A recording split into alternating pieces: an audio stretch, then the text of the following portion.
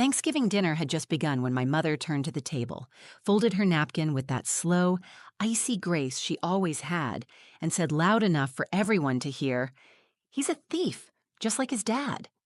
I froze. My son, Kellen, was sitting beside me, 8 years old, hands folded politely in his lap. He looked up at me, confused. My mother didn't look at me when she said it. She looked across the table toward my brother Dorian, like I was a ghost in the room. Dorian, sitting with his tie loosened and a glass of wine in his hand, smirked. "Better keep him out of the kitchen," he said. "Something's bound to go missing."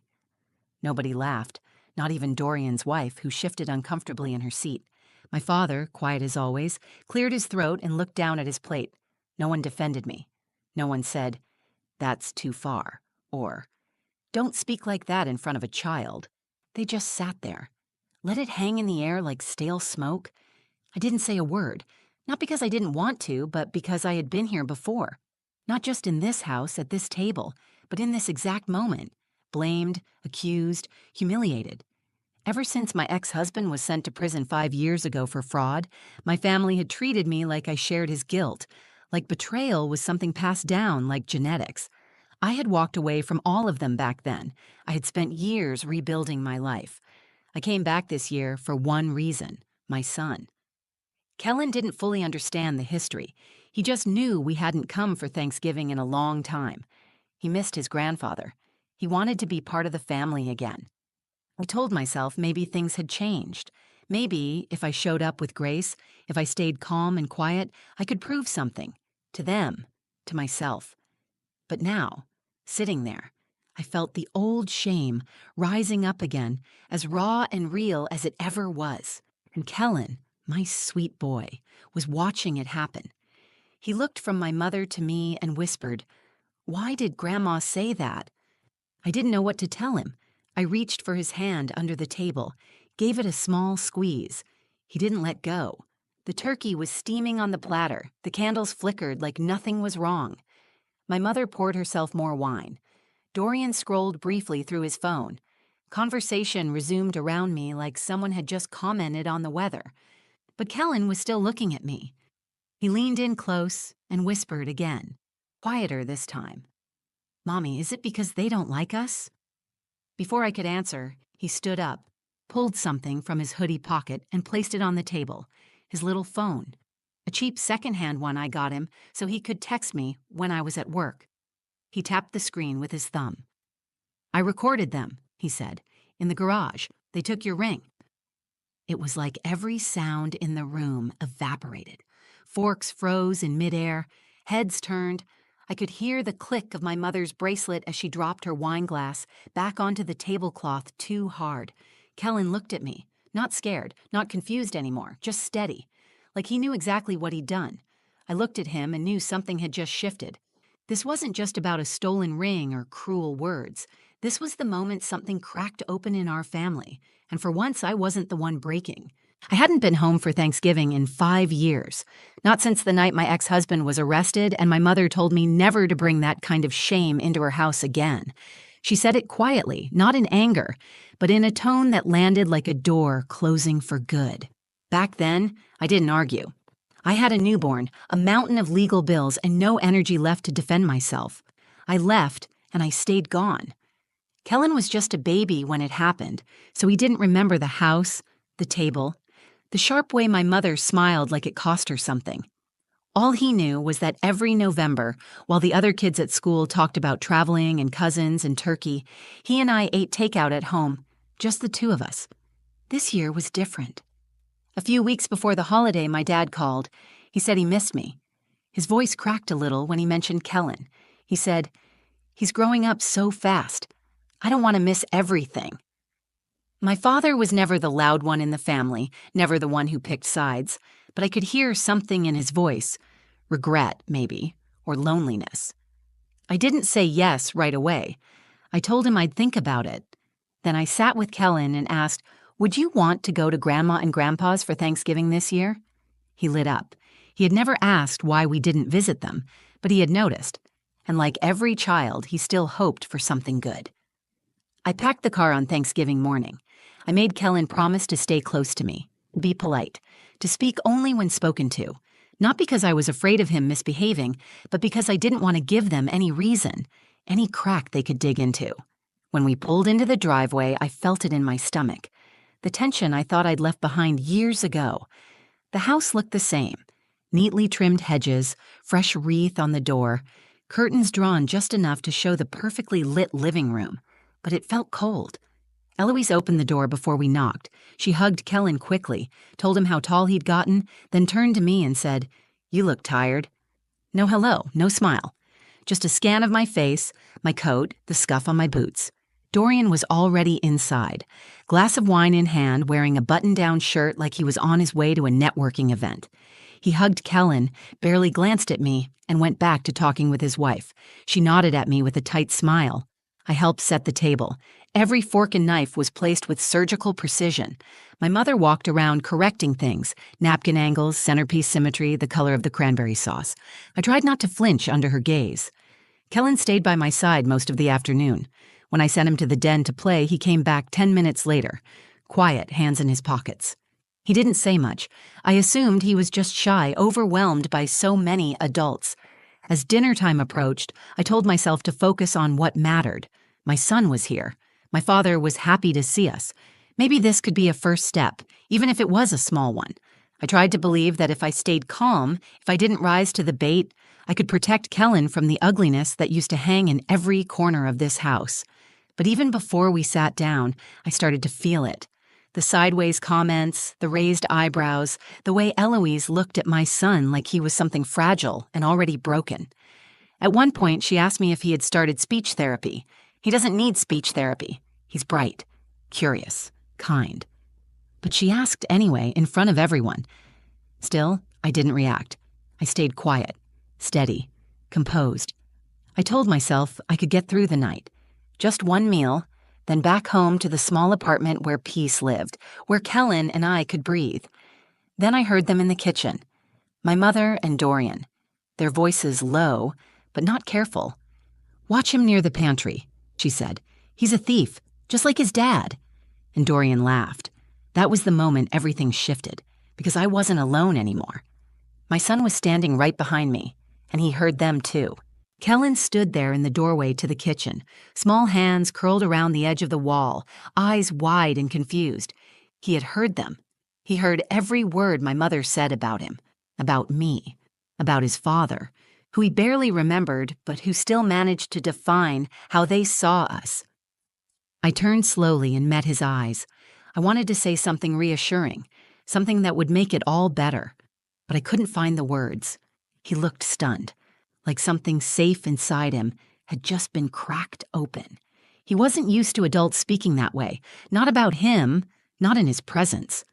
I walked over, knelt down, and placed my hands on his shoulders. "You didn't do anything wrong," whispered. "Don't ever believe that." He nodded, but he didn't say anything. The rest of the house buzzed with noise, silverware clinking, oven doors slamming shut, chairs scraping against hardwood floors. My mother acted like nothing had happened. My brother poured himself another drink. They had insulted my child, and they didn't even blink. I realized then, this wasn't thoughtless cruelty. It was deliberate. It was who they were. I stayed quiet through the final preparations. I didn't want to make a scene. I didn't want Kellen to see me break. So I made his plate. I helped carry the food to the table. I smiled when people looked. I kept moving, not because I was fine, but because it was the only way I knew to protect him in that moment. But Kellen stayed close. At one point, he tugged gently on my sleeve and leaned in close. "I saw them in the garage earlier," he whispered. "They were talking weird. I think they were hiding something." I froze. "What do you mean?" He hesitated. "I recorded it." I looked down. He reached into his hoodie pocket and pulled out his little phone. I had given it to him for emergencies and short messages, never expecting him to use it for something like this. But there it was, a simple voice recording labeled Garage.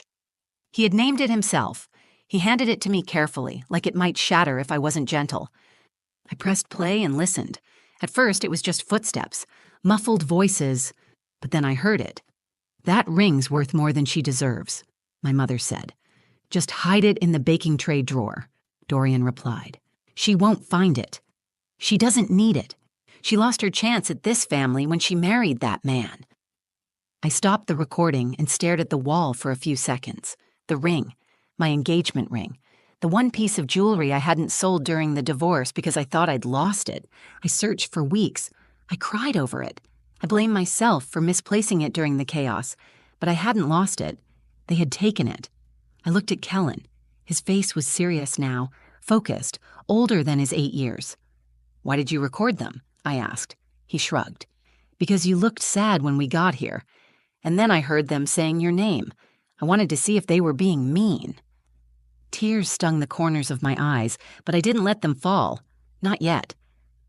I knelt down again and held his face in my hands. "You did the right thing." Kellen nodded slowly. "Are you mad at me?" "No, baby," I said. "Oh, you were brave." Dinner was starting soon. I stood in the doorway holding that little phone, my hands trembling. I wasn't scared anymore. I wasn't embarrassed or ashamed. I wasn't the girl who used to beg for approval. I was a mother now. I was his mother. I had spent years trying to earn my place back in this family. I kept thinking if I worked hard enough, stayed quiet enough, forgave fast enough, they'd finally let me in again. But they hadn't changed, and now I had proof that they never would. I tucked the phone back into Kellen's pocket and looked around the room. My mother was putting the rolls in a basket like it was a normal holiday. My brother was adjusting the thermostat like it mattered. They were pretending to host a family dinner, but all I saw was a performance, and I was done playing along. I had always believed that silence was safer. I believed that if I stayed quiet, I could keep things from getting worse. I thought if I kept my head down and held my breath, the storm would pass. But when my 8-year-old son looked at me and asked if he had done the right thing by recording his own grandmother and uncle, I understood something I hadn't before. Silence was not safety. It was surrender. I looked at Kellen, his little face serious and waiting. He was watching me, not to see if I was angry, but to see if he'd made me proud. I reached for his hand and squeezed it gently. "You were protecting the truth," I told him, "and sometimes that's the bravest thing a person can do." He nodded, but his eyes were still clouded with something heavier than any child should carry. He had caught a glimpse of how ugly adults could be, and it had changed him. I stepped into the hallway and took a deep breath. The house was filling with the smells of turkey, roasted vegetables, and cranberry sauce. The table was set with delicate china, candles lit at the center, wine glasses filled. Everything looked perfect, but I knew it was a lie, a carefully constructed illusion. Behind the smiling toasts and white tablecloths were the voices on that recording, cold, greedy, and cruel. They didn't just take the ring. They tried to erase everything I had done to survive after my husband was gone. They wanted to make me small again, wanted my son to feel worthless before he even understood who he was. And this time, they had done it while pretending to welcome us home. My mother called from the dining room, "Dinner's ready." I didn't answer. I looked at Kellen, his eyes still locked on mine, and I made a choice. "Come on," I said. "Let's sit down." We walked in together. My father stood when we entered. That small gesture almost broke me. He looked like he didn't know which side to stand on. I knew he had heard them over the years. I knew he had chosen silence, too. Eloise was at the head of the table, fixing her napkin with quiet precision. Dorian sat across from her, already halfway through his first glass of wine. The room buzzed with small talk. My mother complimented the stuffing. Dorian laughed about traffic. My sister-in-law passed the rolls with a smile that never quite touched her eyes. We took our seats. Kellen sat next to me, close enough that our shoulders touched. I watched him pull his phone from his pocket and place it gently on the table like it was something sacred. His thumb hovered over the screen. I looked across the table, straight at my mother. "There's something we all need to hear." She blinked, confused. "What are you talking about?" Kellen tapped the play button. The room went still. First came the footsteps, then the voices. Eloise's voice was unmistakable. "That ring's worth more than she deserves." Dorian's voice followed. "Just hide it in the baking tray drawer. She won't find it." She lost her chance at this family when she married that man. The recording ended. There was no background noise. No one dared to move. Eloise straightened in her chair, but her face had gone pale. "That's taken out of context," she said. "You don't know what we were talking about." I leaned forward. "I do know. That ring was mine. You didn't just take it. You blamed me for losing it. You watched me search the house in tears and said nothing. And now you sit here and call my child a thief?" Dorian cleared his throat. "You need to calm down." "No," I said. "I'm already calm.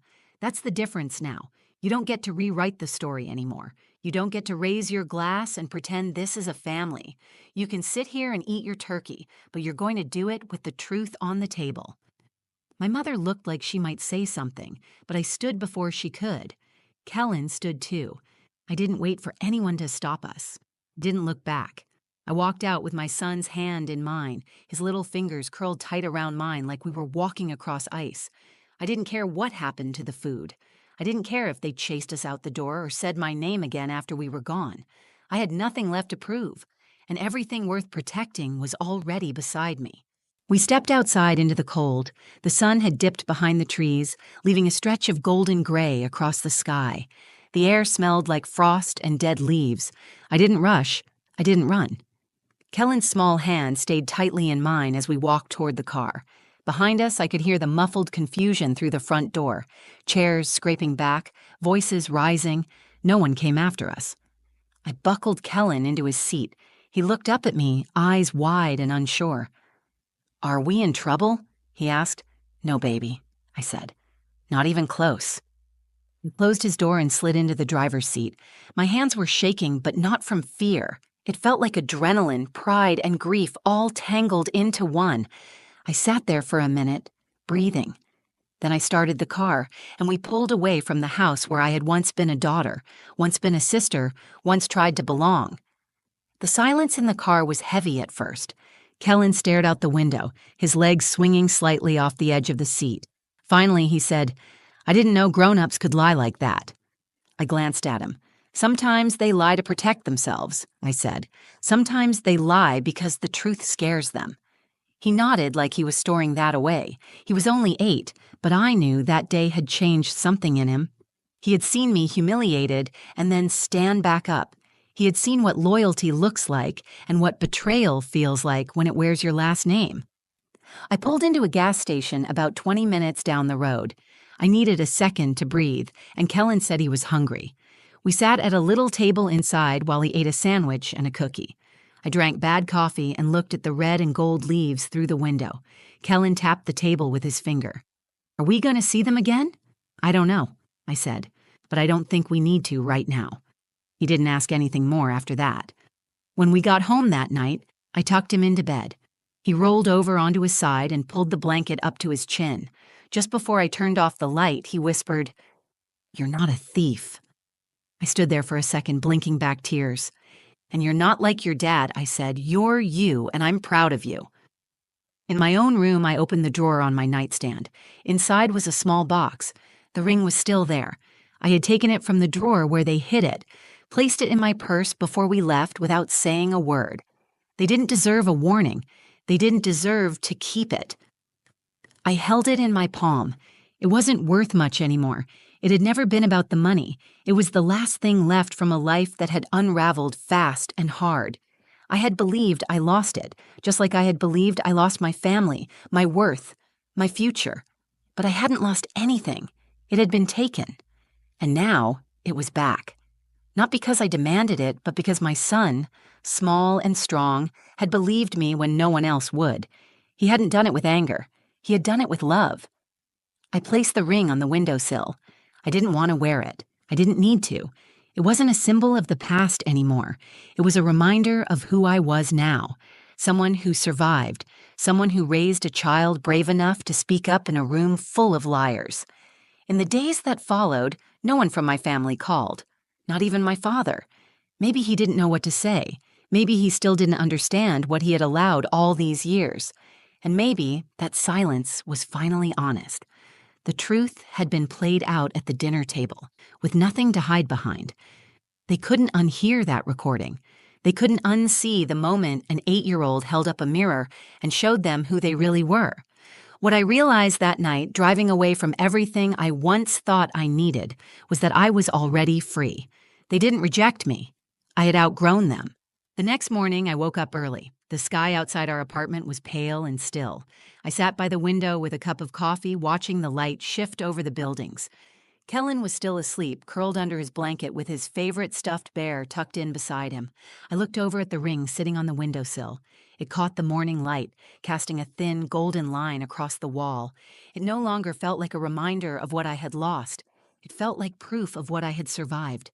For years, I believed the story they told me, that I was broken, that I had made too many bad choices, that I was just like the man who hurt us. They used silence and shame to keep me small. They didn't care if I was innocent. They cared that I had fallen, and that it gave them someone to blame when their own cracks started to show. I let them write that story for a long time, but not anymore. That Thanksgiving was supposed to be a step toward healing. What it became was the moment everything came into focus. I didn't need their approval. I didn't need their forgiveness.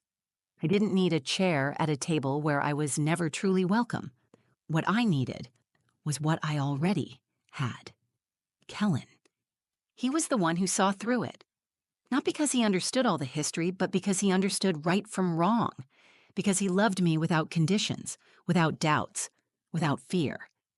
He didn't wait for someone else to speak up. He didn't hesitate. He saw something cruel, and he brought it into the light. He reminded me that truth doesn't always roar. Sometimes it's quiet and small and spoken with a child's voice in the middle of a crowded room. Later that morning, he padded into the kitchen in his pajamas, rubbing his eyes. "Are we okay?" he asked. I pulled him into a hug. "We're better than okay," I said. "You are amazing." He smiled, then asked if we could have pancakes. I made them the way he liked, crispy on the edges with extra syrup. We ate at our little kitchen table, laughing about how badly I'd burned the first batch. It wasn't the kind of Thanksgiving people post on social media. There were no matching outfits, no smiling relatives, no big dining room. But it was peaceful. Honest. It felt like ours. Over the next few days, I kept waiting for the phone to ring. I thought maybe my father would call. Maybe someone would try to apologize or explain. But no one did. And that silence, as painful as it was, told me everything I needed to know. For the first time, I wasn't angry about it. I wasn't heartbroken or ashamed. I felt relief. I wasn't missing anything. I wasn't being left out of something sacred. I had stepped away from something toxic, and I wasn't going back. That night, after Kellen fell asleep, I sat down and wrote him a letter. I didn't know if he'd understand it all now, but one day he would. I told him that he had more courage in one moment than most people find in a lifetime, that being honest isn't always easy, and telling the truth can make people uncomfortable, but it matters, especially when it's hard. I told him that love means standing up for someone when it counts, and that no matter what anyone says, the kind of person you choose to be matters more than the name you carry or the past you come from. He showed me that. An 8-year-old boy with a secondhand phone and a heart big enough to break a lie wide open. Sometimes, the people who call you broken are the ones who did the breaking. And sometimes, the people who save you are the ones you were trying to protect. That Thanksgiving didn't fix my family. It ended it. But it also gave me something better: clarity, peace, and a deeper bond with my son than I ever thought possible. That day, I stopped trying to be accepted by people who only saw my worst chapters. I started writing the rest of the story myself, and this time, it's mine. Every family has its shadows, but the truth has a way of finding the light, even when it comes from the smallest voice in the room. This story moved you, if it made you feel seen or reminded you of your own strength, I hope you'll take a second to like the video, share it with someone who needs to hear it, and leave a comment below. I read everyone, and your stories matter too. And if you want more real, raw, and powerful stories like this one, subscribe to the channel and hit that bell so you never miss the next chapter. Thanks for watching. Stay strong, stay honest, and always protect your peace.